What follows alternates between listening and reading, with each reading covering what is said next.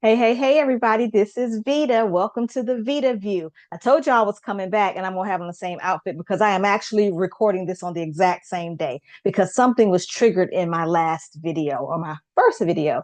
So, putting therapists out of business is what I was talking about at the tail end of my last episode or last show or whatever you want to call it. And that is the vision. That is my vision. You know how when you start a business and they say, what's your mission? What's your vision? And your vision is supposed to be something that's really huge, like every child um in every child everywhere has clean water. That's a vision. Like that's huge. It's really big. It's yeah, it's so your vision is something that's um near, it's like almost impossible.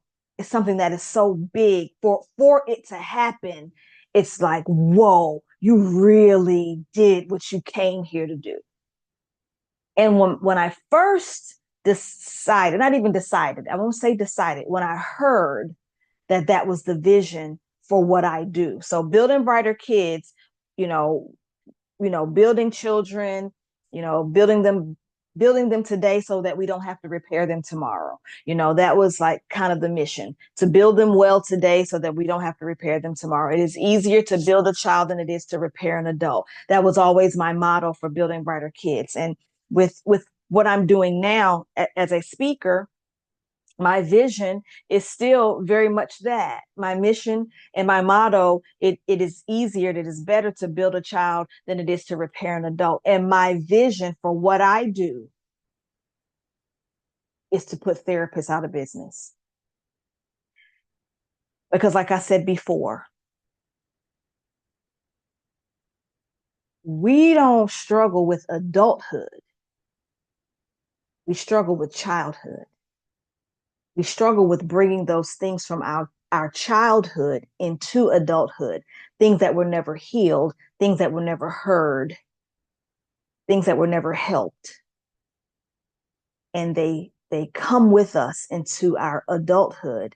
And then we grow up overcompensating, um, being anxious, depressed, overachievers, workaholics, alcoholics, shopaholics, foodaholics, um, you know, sexaholics.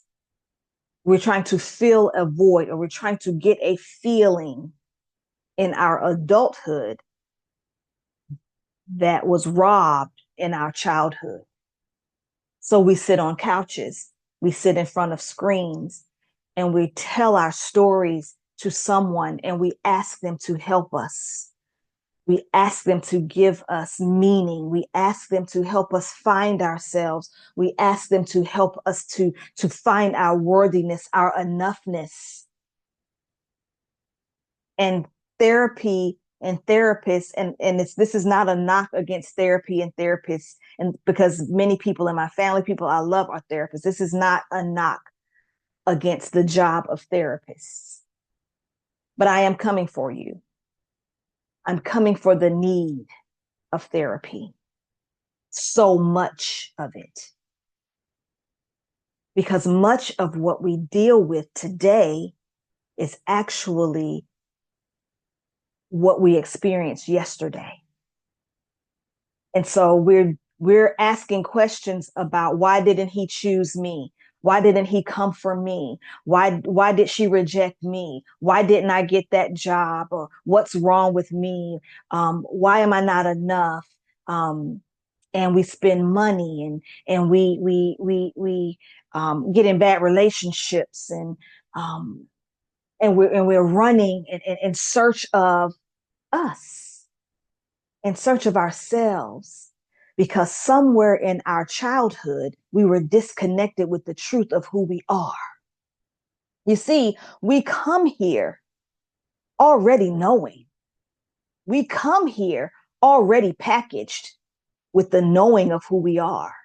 It is my belief that we have divine conversations with the great one. Some people call God, some people say, source, universe, whatever you call this, the higher being, the supreme being that's greater than this flesh or this body. I believe that every single one of us has a conversation with the great one before the spirit of who we are comes and takes on the form of this body in this dimension, in this earthly plane. And that conversation that we have with the great one, the divine one, the creator of the universe, we get instructions, we get an assignment, we get a purpose, we get an identity, we get a plan. And then we come here into this earthly plane of imperfection. And those who have the most experience here, our parents, have the most experience here, our teachers. We have experienced this world. And then we pass on our fears, our heartbreak, our rejections, our failures, our disappointments, our DNA or our genetics to our children. And then somewhere there's a disconnect. And in that disconnection, we grow up with these deficits or believed or perceived deficits. Our children tell us who they are. They show us who they are between birth and even in the womb sometimes.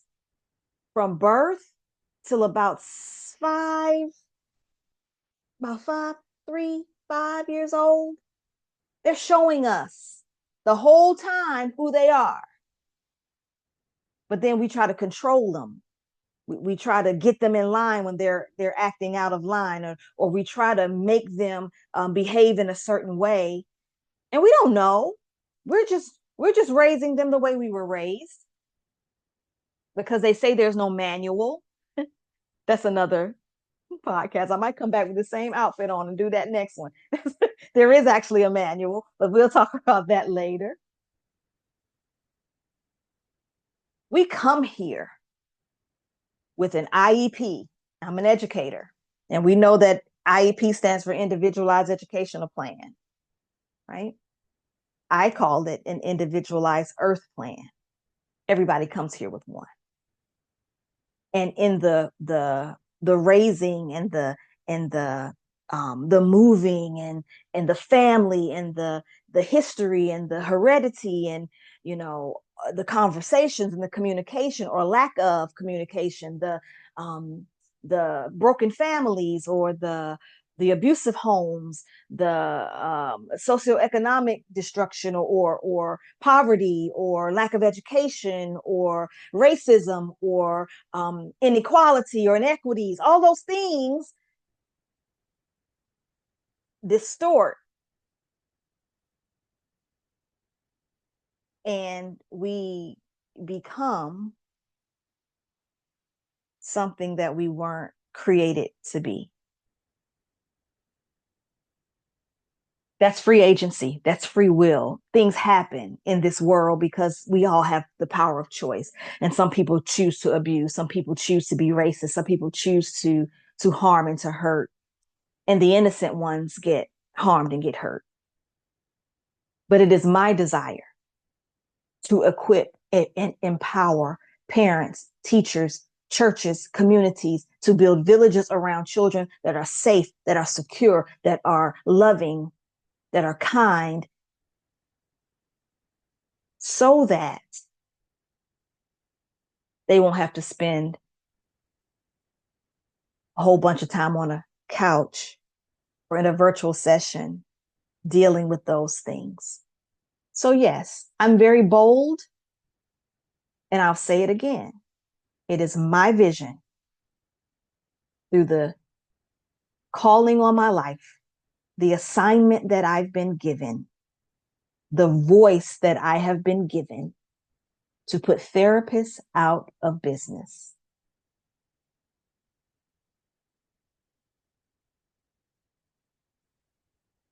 Yeah, it sounds harsh, but hear my heart when I say it.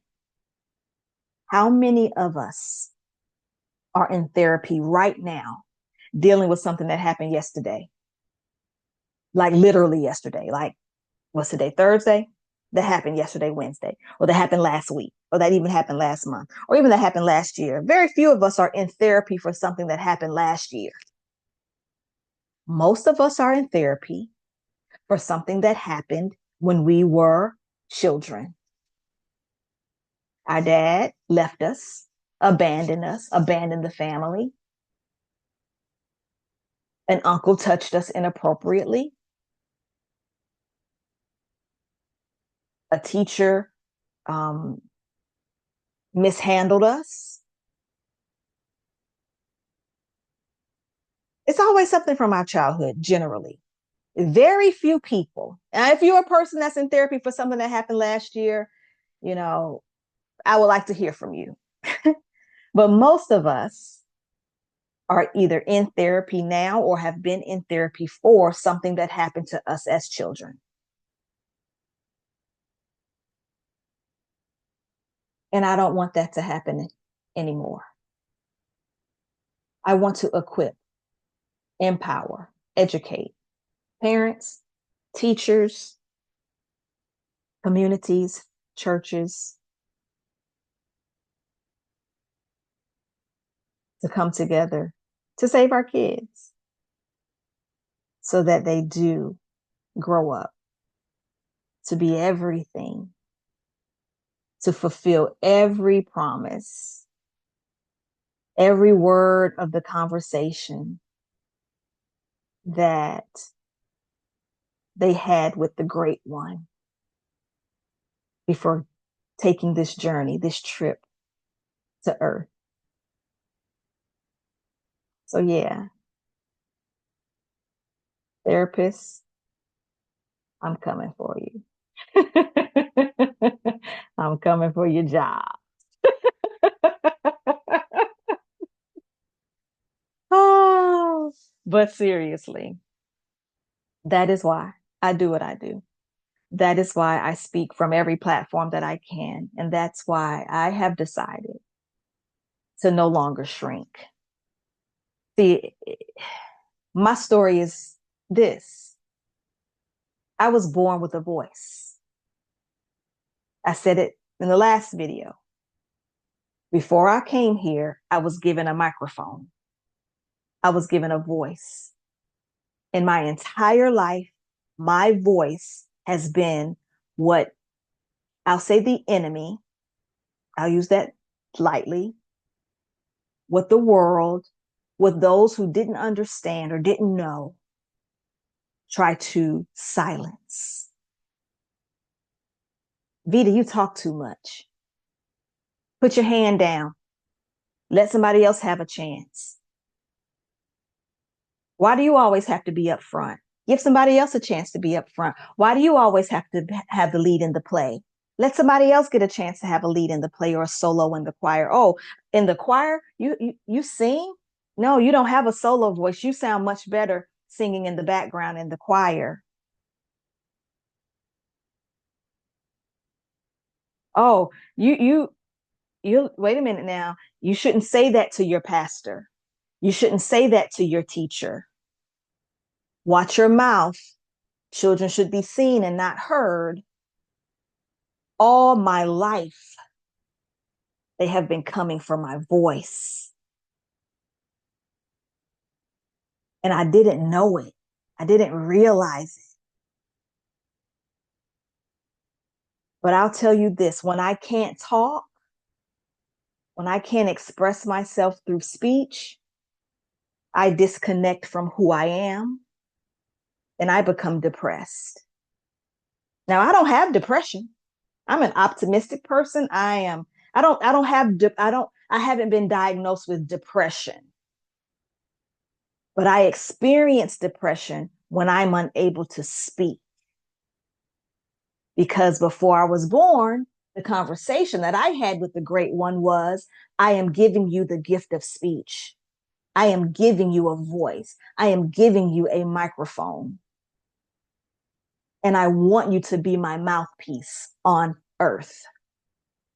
So every time I open my mouth on earth, and the collective group, whoever, religion, a religious system, an educational system, um, a, a societal norm, some collective said, shh, you're too loud. Don't talk. Shh, don't speak that way. And year after year after year, I can look over my life and I could see where my voice got smaller, quieter. And before I knew it, my jaw, my teeth were clenched a lot. I clenched my teeth a lot because I wanted to say something, but I was told I should not.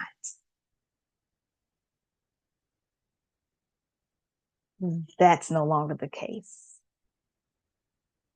So I spent some time in therapy. I've done some past healing. I've done some energetic work. I've done some Reiki. I've done some prayer. I've done a lot of work on myself to open up my voice, to open up my mouth, because I have a message to save our children, to put therapists out of business. So prepare to be sick of me, as they say, because I have a lot to talk about. Thank you for watching this episode of the Vita View. I'll be back. I may or may not be wearing the same outfit. I'm not sure, but we'll see. So thank you for joining me. Have a super fantastic rest of your day. Thank you for joining me. I love you. Bye.